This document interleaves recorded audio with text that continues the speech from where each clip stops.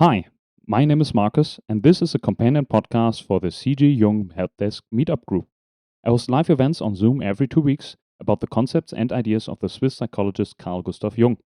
Every event, I give a presentation about the Jungian concept, so have fun with this event's topic. So, everyone, I welcome you all. Today, I want to do something very special because in the past, I purely talked about Jung and Jung's concepts. But the best way to learn something and to understand something is to have examples and to have some reference points, what Jung tries to get at. Otherwise, it can be incredibly dry, and it can be really, really dry when you read the books, even though he has a lot of examples.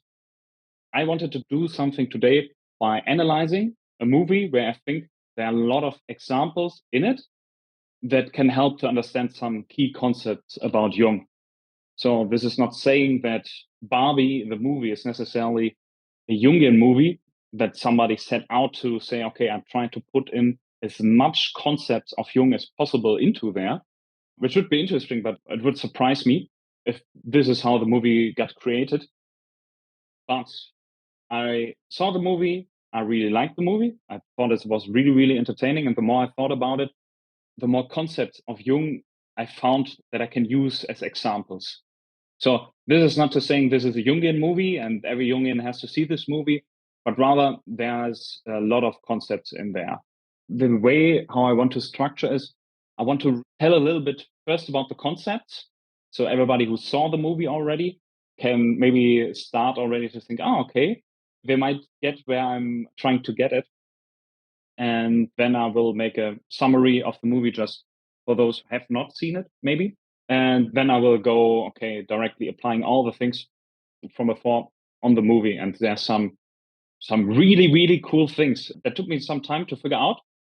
But I saw the movie twice just this weekend again and took a lot of notes. And yeah, so when we talk about Jung and his life's work, the main part where everything revolves around, right, is this idea you have the conscious and the unconscious and how those two interact with each other. So, how do things come from the unconscious into consciousness and the other way around? Like, how do things go into the unconscious and how does consciousness evolve? Because consciousness is basically us, how we are. For him, and what he found in his research and studies is that consciousness is very often associated with spiritual, air, lofty, also abstract things. So let's say things high up in the sky, removed a little bit from everything. And the unconscious is very much earthly, down to earth. And this interaction of those and the symbolization you have in the birds as consciousness and conscious things, and snakes or reptiles as things of the earth. And this is why you have very often have this image of a bird that catches a snake, for example, or wrestles with a snake. You see that very often, like the Hunger Games. There's a new movie coming out, and they have it as a front poster. And they, of course, did not come up with it. This is a very old symbol, and it's used again and again. And for Jung, is such a thing that symbolizes how our psyche works. That there's this constant struggle and interaction between consciousness and unconscious. So the main thing is that the unconscious constantly interferes with consciousness. So we set out a plan, we want to do something, but something comes from the side and distracts us. So the idea of the Freudian slip, for example, comes from that. We want to say one thing, but we're saying another thing because our conscious brings us to do that. We slip, we trip, we think of something inappropriate. Just images come up when somebody tells something to us. This is the unconscious interfering with our plans and our consciousness. The consciousness, of course, does not like that. So, because the unconscious is messy, it's like the earth, right? It's very messy, it's all entangled, it's not very clear, it's not necessarily structured. It's nature. So, the consciousness tries to repress and remove everything that does not neatly fit into consciousness, where everything is structured, is orderly and clean, and pushes us down.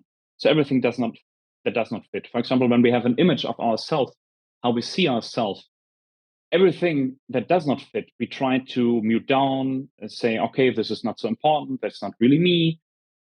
It gets pushed into the unconscious, is removed from the very clean place that we have into kind of the dark and shadowy place and dirty place where we think where it belongs. And the problem that Jung saw, especially today for the modern world, where consciousness is very strong because we have the institutions and we have school, work, all those things that are there to train our willpower and to expand our consciousness with capabilities, is that people with their minds kind of fly away. They might think that their consciousness, their mind is separated from the body. It's something else, two different things that kind of coexist. But in the end, it's all the same. It's one body. It's also part of one psyche. But for consciousness, it's way easier to just think in conscious terms and to ignore the rest. And this idea of we have two poles acting against each other, Jung uses very often. He calls that the opposites. And he says it's the psyche and psychic processes interacting has very often to do with opposites that are hard to combine and hard to bring together. And bringing them together is a difficult task and a lot of work. But he says, when consciousness pushes too far into one direction, it will provoke the unconscious to counteract, to bring back a balance, to remind the person that there's more to them, that they have a complete body and a complete psyche, to bring them into a higher state. Of course, this has to be a conscious decision to do so. It's counterbalance and act. The unconscious does all by itself, but consciousness also has to follow that and not ignore it, because then it gets worse and worse. So for these opposites, it's important because for Jung, that's really part of how we perceive the world. He says, we only have dark when there's light and the other way around. We only have high when there's low. When we say something, we also talk about the opposite. The one can't be without the other. One of the basics opposites that he sees, besides consciousness and unconscious, is that of logos and eros. Logos being the function that separates, and eros being the function that binds together. So there are these forces that are constantly interacting, because this is what you also do in real life. You separate or you bring together, and this is constant. And you can't say, oh, I only separate and then everything is nice, because then everything is dead. Or only combine, then everything gets entangled and there's not really clear. It's like a completely dirty room. So it's both are necessary in a balance. And he sees that they're both in the psyche, but based on the gender of a person, it's rather person feels more at home in logos or more at home at eros. So every person has the same, it's just in a different ratio, what gets preferred. And he says for men, it's the logos aspect, separating aspect being preferred, where people feel at home, which makes eros the unconscious side, the kind of difficult side. And for women, it's the other way around. The eros, the combining function, the relation function is in the main view, while logos is more in the dark. This again means this is like a starting position. It does not mean that it has to be like that, but it is how, let's say, the game starts. And bringing this all together and developing a whole person and a whole psyche means to traverse one's own psychology, to go into the dark parts, because only there can be growth. What you know is lit up, everything is structured, everything is ordered, that there's no room to grow as a person. And one has a whole psyche and it has to be lived. This is what the unconscious pushes. And there's one factor on the unconscious that does that, and this is the self. And the self can be understood something like a future you. And it puts in all these different tasks and all the different situations to one that forces one to evolve. At least one should decide to also evolve. One can oppose, but then of course it becomes more and more difficult with the unconscious, because it will interact more and more and interfere. When we start out an individuation process, this is called this journey through the psyche, people have a low level of consciousness. And this low level of consciousness, he references to earlier societies, like that we have this very strong consciousness is relatively new for him, just a couple of thousands of years since writing starts. He says that's the beginning of consciousness. Everything before, people are in an unconscious stand. And he says he could see it in some like pre-scientific societies, primitive societies, he called them, hunter-gatherers. And he noted there that these tribes were very much afraid of everything that could interfere with consciousness because they only had a very little unstable consciousness. So they had to kind of get rid of everything that might interfere. So everything that was strange, unusual, but even when people had bad luck, they tried to ostracize them. And he noted that the idea of an individual did not really exist. People existed more in a group. So they were one with other people or a group or even things or places. The psychology was not separated from the surroundings. The idea of an I and of being an individual was not there. So this is a path of individuation, become an individual, something that is different from the rest, not completely separated, but different and aware of that difference. The constant journey and the constant problem of individuation is that what people already know and already can do, Jung calls as superior function. It's like you have two hands, but you like one really, really a lot more than the other. And when there's something new to do, you first try it with your strong hand. As people might think, what happens in individuation is exactly that the self pushes people to use the other hand also to develop it because you have two hands and you should be able to use both in a kind of sophistication. This means people try with all the tools, all the knowledge that they have, and they fail because they have to utilize the things they do not yet have. And this interaction can feel like a divine interaction. And it's what he calls a transcendent function. By you growing outside of yourself, you're transversing your own being in these situations, everything that you are to become something more. And this is very, very interesting thoughts.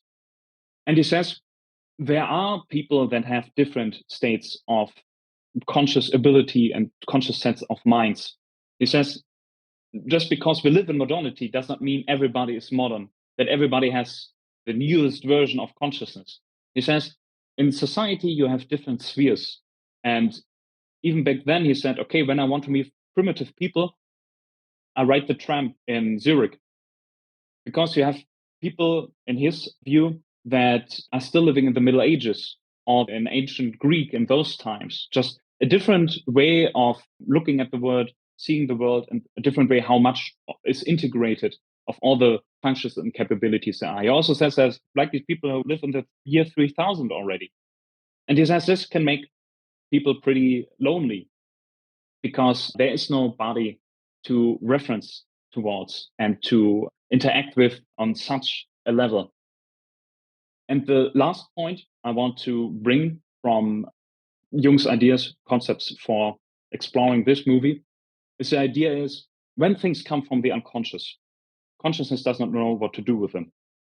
This is why consciousness is afraid of the unconscious contents because they are scary, they are hard to untangle, they're mixed up, they look dark and muddy, and he calls that archaic. So like really, really simple. It's like a wild dog. It's volatile, it can be aggressive, it's scary, you don't know how to interact. But when you spend time with these contents, the consciousness kinds of unpacks them and untangles them from other contents. And to stay with the example of the dog can become domesticated.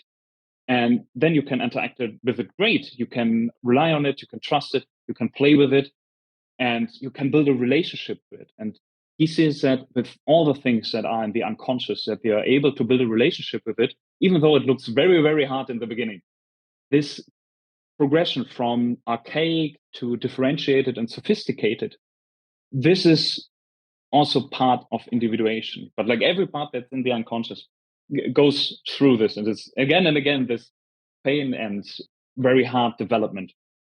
So I would move to a summary of the movie now. And I wrote it down just to make it very quick and not bore anyone who already saw it. But I want to point out some key points that are important. for the discussion. Barbie is basically having a perfect life in Barbieland, which is a fantasy playland for little girls. Everything is fine until a certain day she starts having intrusive thoughts about death, and suddenly nothing works for her anymore. She's told that there's something wrong in the real world with the person that is playing with her, and she has now to go there and fix it. And the reason why she does it is because she wants to have everything stay the same in Barbieland. And along on her journey comes Ken, who is completely engrossed by Barbie and wants to be with her all the time. And it's up to the point of obsession. They come to the real world, but Barbie learns that everything is kind of in a mirror world. Everything is mixed, and she does not know how to behave. She gets into problem with the police, and Ken explores the world and gets completely wrong ideas what it means to be a man.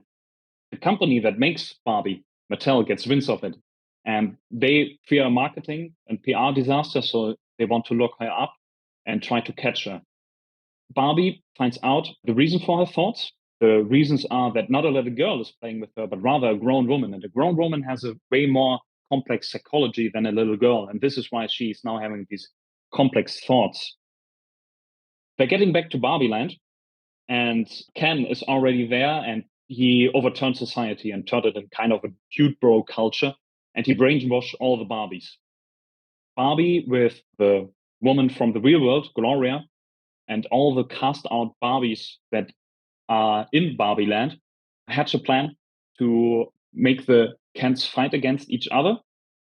So to bring back some stability again. They succeed. The dude bro culture gets dismantled, but Barbie realizes that she does not belong in Barbieland anymore. So she decides to become a real woman and go into the real world. I want to make a disclaimer. As I mentioned in the beginning, I don't see Barbie as a Jungian movie. It's just a great way to show some Jungian concepts. But what is my bridge to bring in Jung? And there's a very strong reason for that. The layer that connects all human beings, it's a collective unconscious. Like we have our individual life, our individual journey. But if we go low enough in the psyche, we have enough that connects us with other people, that we have the same experiences they do, even in dreams or in visions or just in life. And when we have art, works of art, when they are able to talk to these deep layers, they are able to talk to a huge group of people, up potentially to everybody on planet Earth, today and in the future. So this is now the most successful movie of the year, and there's only a handful of movies that earned more money than Barbie. So it's popular, so we have to assume it's archetypal. And this is why I want to talk about it, because the archetypal things show us how our psyche works deep inside. And when we experience something like that, a great piece of art, just as an example, it talks to us on a very deep level, and we're engrossed by it, and we want to spend time with it, and we want to understand it. And if it happens to enough people and they're willing to spend money, then movie studios or song makers or whoever can make a lot of money.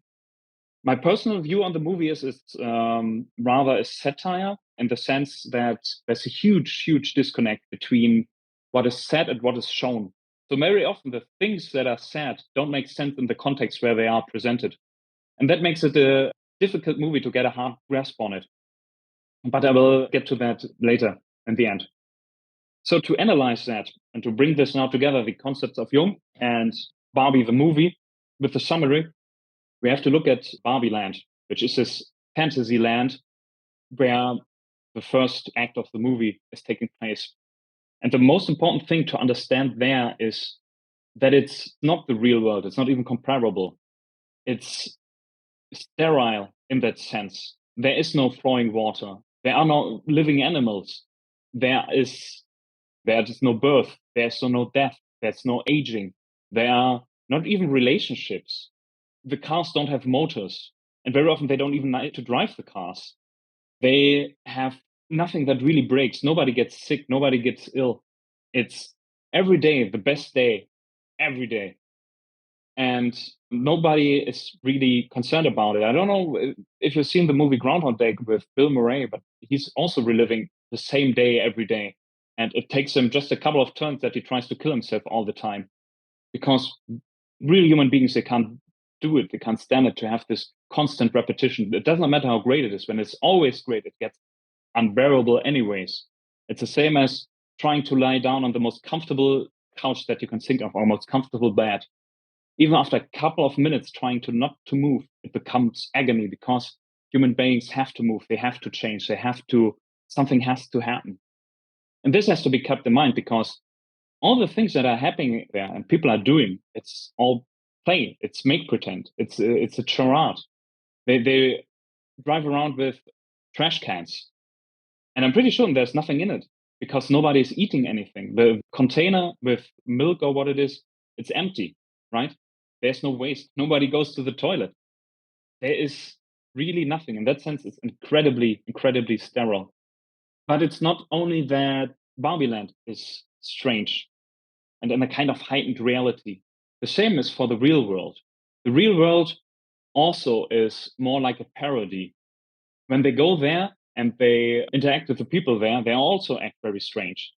It's like it's just the opposite of Barbieland. The opposite of something very strange is again something strange. They go to the construction site and immediately it's just one sexist sentence after the other, and no real person will talk like this, especially not in this situation. It's a comedy, it's heightened reality, it's more similar to like a Wes Anderson movie where it's also childlike. The Barbieland is childlike because it's a fantasy of small children. But as we learned during the movie, it's not only the fantasy of small children, but rather of guys running a company, thinking of a place of Barbieland. Like the whole board, they're all men, and they think about, okay, what this female society could look like. And if you checked out the quote for this event, I reference this, where Jung says about the problem with men looking at women and trying to understand the psychology is that they project in their own inferior femininity into that and they see that. And that makes it then complicated to find the right interaction. So this is why nobody thinks about Ken, because the little girls, they're not grown enough to think about boys. And the guys, of course, do not care about the boys in that land. So this is why the Kens don't have any homes. And this childlike quality shows itself in the people as they have no filter, right? They just say what that comes to mind. They're very naive. So in Barbieland, it's okay, but in the real world, they would get into trouble because they're thinking, okay, you don't have to pay. You can tell people whatever. It's outrageous, and that's what's funny. It's a kind of fish out of water story. The things they do are outrageous, and that makes it a comedy. Also, in Barbieland, they know things, but it's only book knowledge. It's definitions. And that's enough because it's make pretend. Like people pretend to be a doctor, people pretend to be president, but there's no need for a president or a doctor. So it's enough when you wear the right clothes and talk in that way. And this is one of the funniest situations when Barbie is accused of being a fascist. And she just says, people think I'm controlling the railways and the flow of commerce because that's one definition of fascism. But this is, of course, not meant. And this is completely beside the point. But this idea of you have this completely disembodied knowledge that is separated from a strong underpinning, it's not connected to anything. She maybe knows the textbook definition of fascism, but certainly she does not know about Nazi Germany or fascist Italy and the Holocaust and all those things. This is an important point to understand that the Barbies and Kens, they're not really men and women.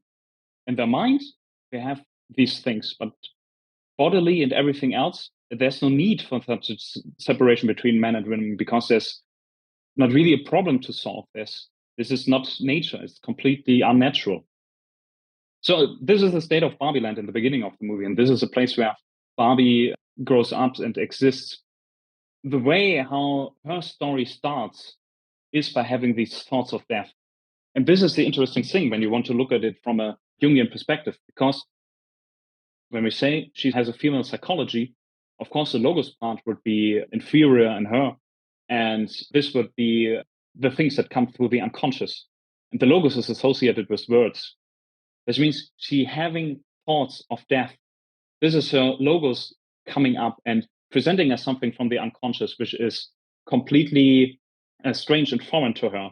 But she's so naive that she does not realize it and blurts it out in a party. And everybody around her is mortified by what she said. And it's only then that she realizes there's something wrong. And this is when things start to fail for her. Like all the things we've seen before, one of those perfect days, suddenly she wakes up, has bad breath. The water has the wrong temperature. The milk is old. The toast is burnt. All the things she never had to think about, suddenly they become problematic. Suddenly she can't live her normal life anymore. She falls from the roof. And this is what makes her concerned. One of the coolest things that I realized is this, that her feet are flat. The feet are always like this. They're always suspended in the air because of the high heels. But once the unconscious comes up and like the bodily comes, she gets into contact with the full earth with her feet, and she does not know how to deal with it and how to walk. And this reminded me of something that Jung said about patients he had, British soldiers who were stationed in India. And he said, if you go to a completely different culture from yours, it's kind of your psyche trying to protect itself and becoming more stereotypical in the way you are and where you're from. And this is an effort to not touch ground on the foreign soil and not let it infect the person. And he noted that very often when people, for example, went to Africa and India and were there for a long time, that kind of the psychology of the soil creeps up in their unconscious and starts to influencing them, and people trying to shut themselves off.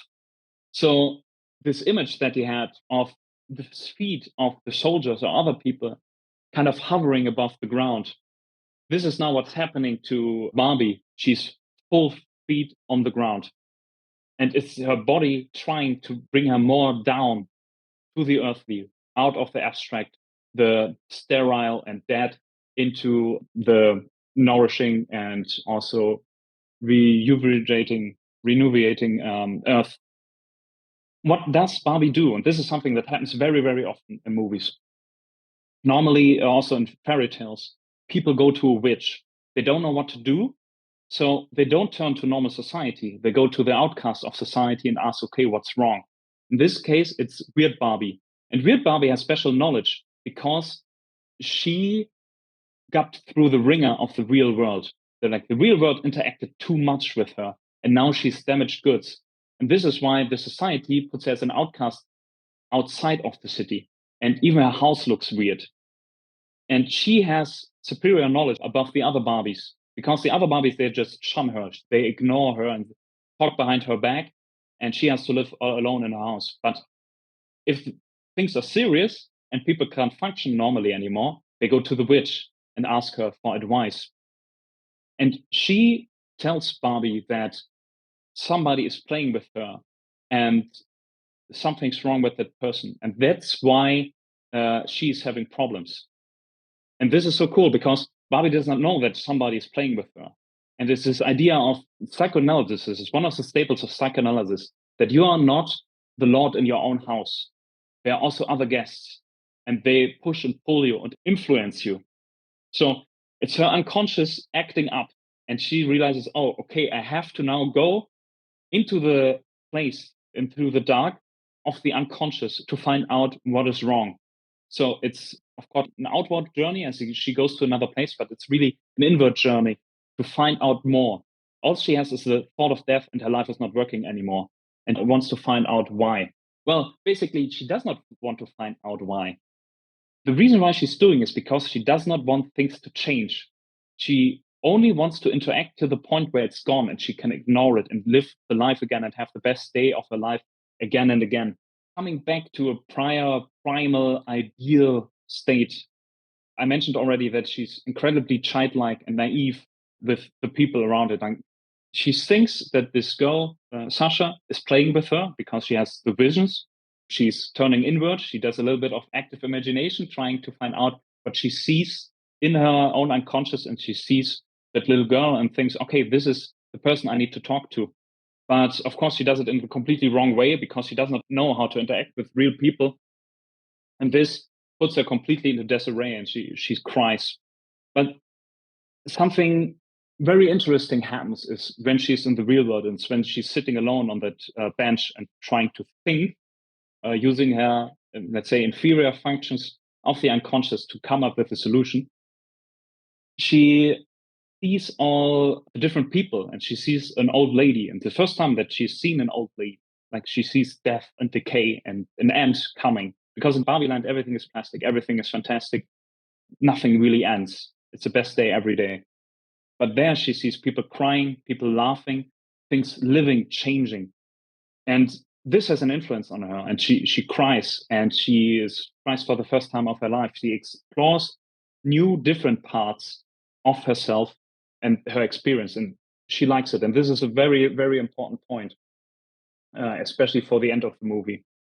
How she tries to interact with Sasha is in this very relation based mode of being. She's friendly with everyone, right? And so she goes there as she's her best friend, but it doesn't work. It's her superior function failing.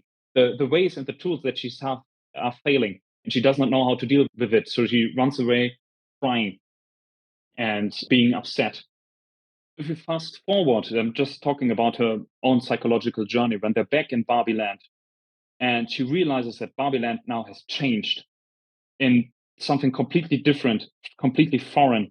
And she even lost her house. She doubles down on this idea of, okay, I just want things to end. I don't want any of this. I'm just going to lie down and play dead. I will become unconscious. I don't want to be awake for this. I just want to wait till it's over. And I don't want to be any part of it. And there's this fairy tale of the girl who spins and she pricks her finger on the spindle and she falls asleep and she has to be kissed awake by a prince. She's in a castle and around it there's all those thorny plants. I forgot the name, but you know what I mean. One interpretation was that her parents, for her 16th birthday, did not invite, or earlier birthday, did not invite evil or something like that. So she did not have experience of the whole psychology that is there. So she becomes unconscious. And sleeping and death, symbology wise, are with this unconscious state. So she tries to shut herself out of everything. It's her consciousness blocking off everything and not be any part of it. But what happens later when Gloria gives her speech about how difficult it is to be a woman in the real world, it's then a reminder of the complexity of the world. Barbieland is very simple. It's incredibly simple. Basically, you don't have to do anything, right? But in the real world, you have to do everything. And when Barbie sat at the bench and saw the real world and saw the interactions and saw what variety is there, and she liked it.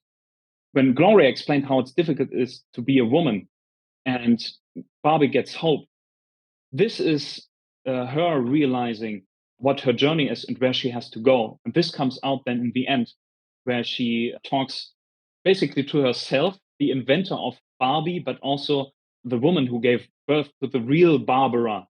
So, like the bodily Barbara and the spiritual Barbara. And she's put into this decision what she wants to do. And this is the first time that she actually wants something. Before, she only does not want something, but then she wants something. And this thing is to become a real woman and get into the real world. So the whole movie is like Pinocchio, but Pinocchio finds only out at the very end of the movie and decides to become a real boy. That makes Barbie a little bit of a tough protagonist because she's not pushing so much the story forward. It's in the second half taken over by Gloria and Ken. But her experience is from thoughts of death to, oh no, this is only death and decay, I have to stop it, to, oh my God, nothing I do does not work. And realizing, okay, there's more, there's promise. There's not only death and decay, there's also life in there. And basically trying back to getting to an earlier stage of consciousness, which is not possible. It's like leaving the Garden of Eden in the Bible. People were cast out and there's no way back. And this is the stages of consciousness. You can't go to a lower way. This is what Jung spent his life on by saying, okay, we have this ancient wisdom of the psyche and mythology and fairy tales and religion and all these things. but it's not available for us anymore. We're too removed. We now have other conscious needs. So it's not there for us. And we have to explore it new. And his idea was that psychology was a way to explore these things again and to bring them back into culture. But you cannot say today, okay, I'm going to go back into Christianity and live it the same way how it was lived 500,000 or 2,000 years ago. It's just not possible for us. We have to find a different way and move forward. It doesn't mean that it's useless, but it has to be rediscovered in a new way. The old ways, the symbols, the dogmas, and so on, they don't work anymore. So we need new ones. And this is the journey that Barbie is taking. And I can't believe that I'm talking like this about a movie about a doll that's being sold to little girls. Parallel to that, you have Ken's journey. And this is also very interesting because you might remember what I said about you have Barbie and her thing coming from the unconscious are the intrusive thoughts. For Ken, it's intrusive feelings. It's the eros function. It's the relation function. But the same way how Barbie can't deal with the thoughts of death, he can't deal with feeling because he gets an obsession with Barbie. And he is completely focused on her and he only wants to be with her. And she does not understand it. He also does not understand it, but he just wants to be with her all the time. So they're in a similar situation. There's something inside them that starts bugging them and they have to find a way how to deal with it. The problem for Ken is at least Barbie found a real person in the real world, like an ambassador, who can explain how the real world works and what it means to be a real woman. Ken does not have that. And this is very interesting because he's in the logos sphere, he's in the word sphere, right? He's in the separation sphere. So he gets into the real world. And what does he do? He walks around alone. He watches people. He watches people in a gym. He sees some advertisement. And the next thing he says, like, I want to learn more. I'm going to a library and get books and read about it. I'm going to read about horses and trucks and all those things. And he's not well enough versed in the real world to understand what all these things means. It's all really just words on paper. It's only abstract again. And there's not one male person that he really builds a connection with who can explain to him what is necessary. He would have needed a father to explain what it means to be a man, but rather he is a naive child, goes out into the real world, sees all the flashy things, the big cars, the fur, the loudness, and just wants to copy it like an adolescent boy who does not understand what it really means to be a man. It's because it's all show, it's all charade.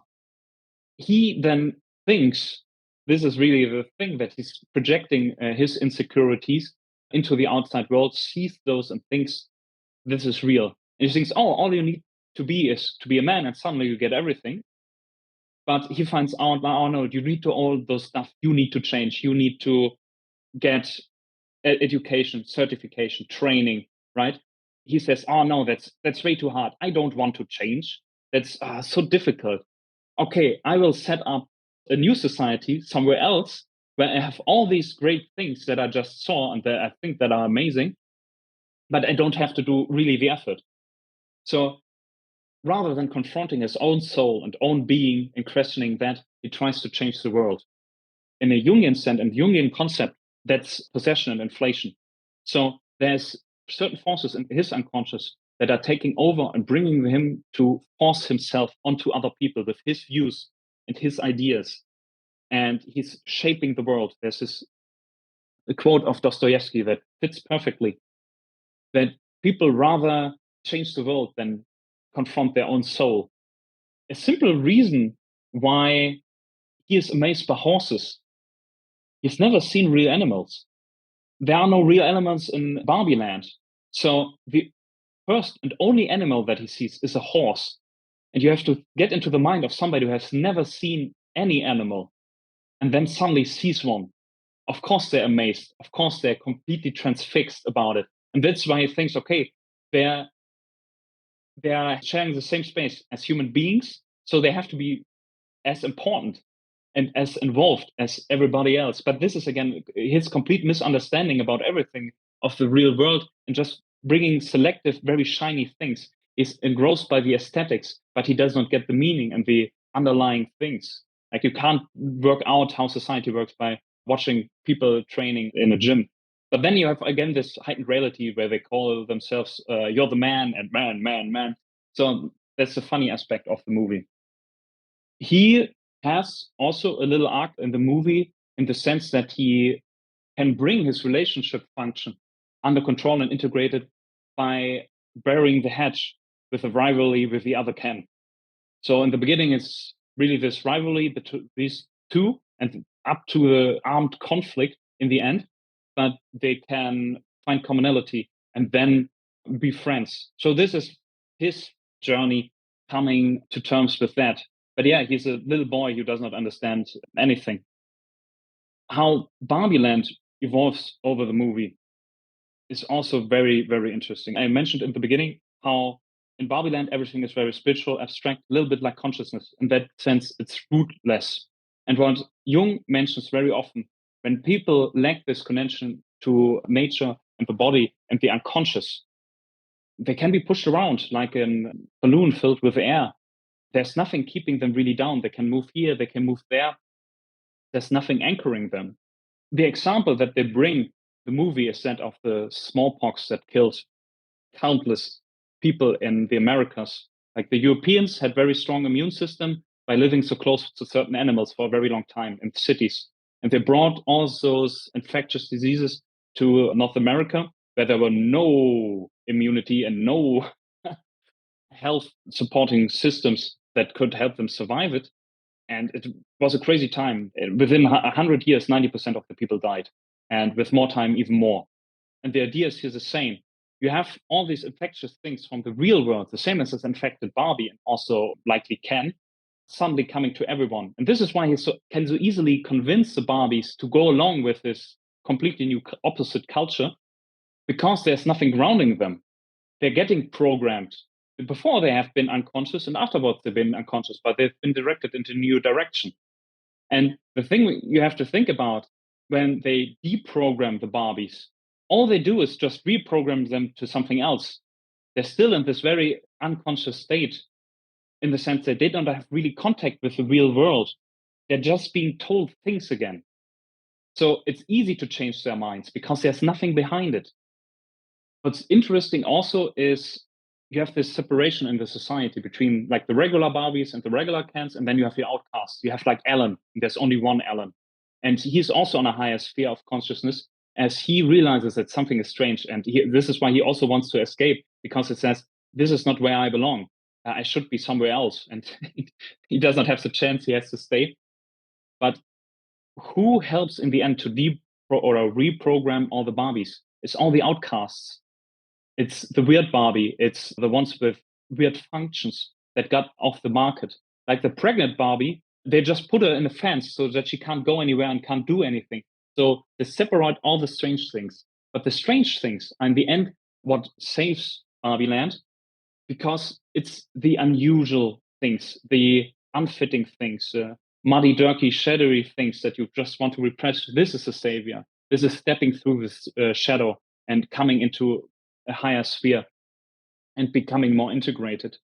The society tries that, but in the end, the society is saved by that. So that's a very interesting thought.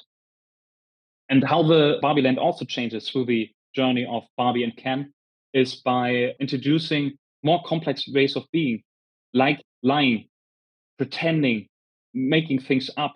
All those things shows already a more sophisticated cognitive functioning. Like very small children, they can't do it. But when children grow, they also start to learn lying and pretending and all those things. And they also do it. So there's a general evolvement of that.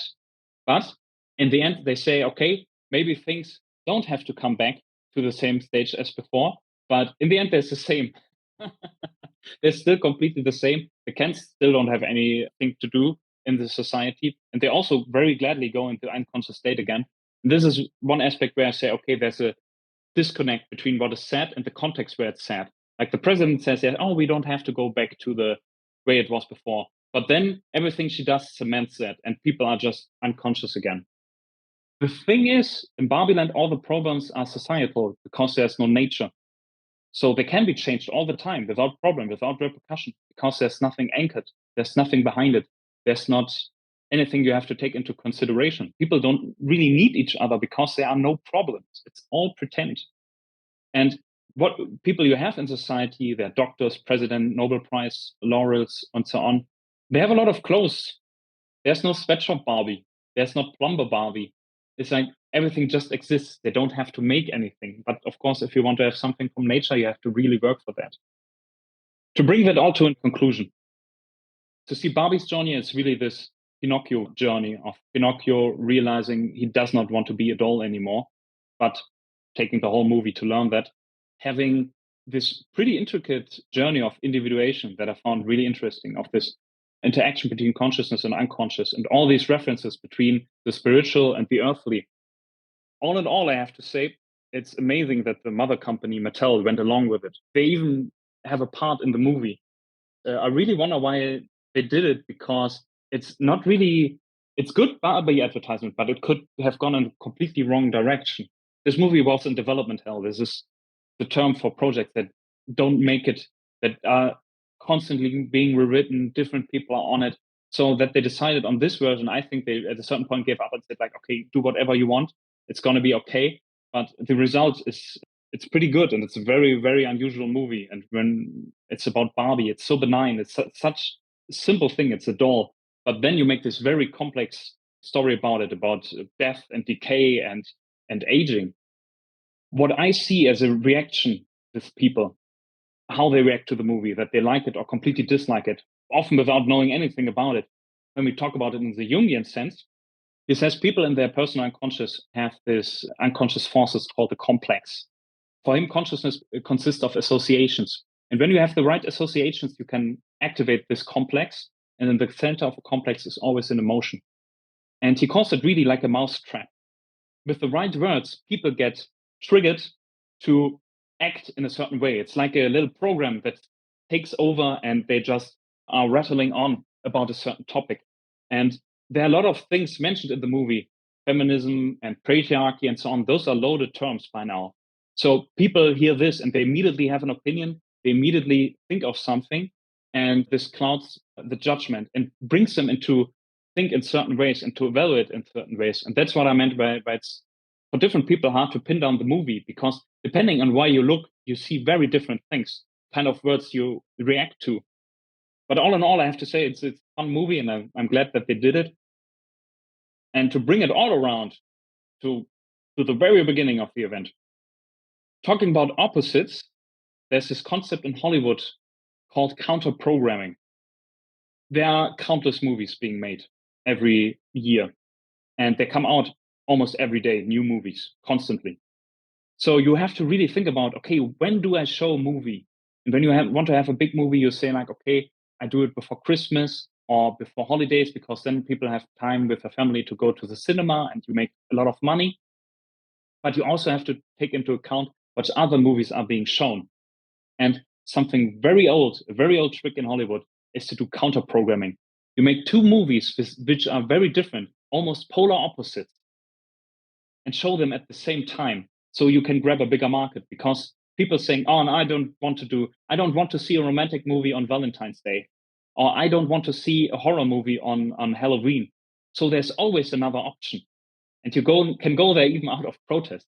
In this case, it's very interesting that it was complementary. That you have Oppenheimer and Barbie at the same time, and people were completely into it, and they saw both movies. Like Oppenheimer is a 3-hour, very strangely structured biopic about the inventor of the atom bomb. It's now the third most successful movie of the year. I guess it really got a huge advantage through this marketing with Barbie. But it's no coincidence that people like this Barbenheimer. It's the opposites again. And people like this, to have the contrast, because the opposites and the contrast, this is how we see and we experience. And that's what we need, this constant change from one pole to the next. So, and this was my very long talk, where I want to thank you for the attention. And I hope that you maybe found some alternative views on your experience that you had. And this would be what I would be very interested in your experience and your thoughts. This would conclude the first part. This was this event's topic. Thanks for tuning in. During an event, a discussion part follows after the presentation where all attendees discuss the just presented topic or other Jungian concepts. If you also want to join, find the group on meetup.com. The name of the group is CG Jung Helpdesk. Also make sure to subscribe to the podcast on the platform of your choice. See you next time.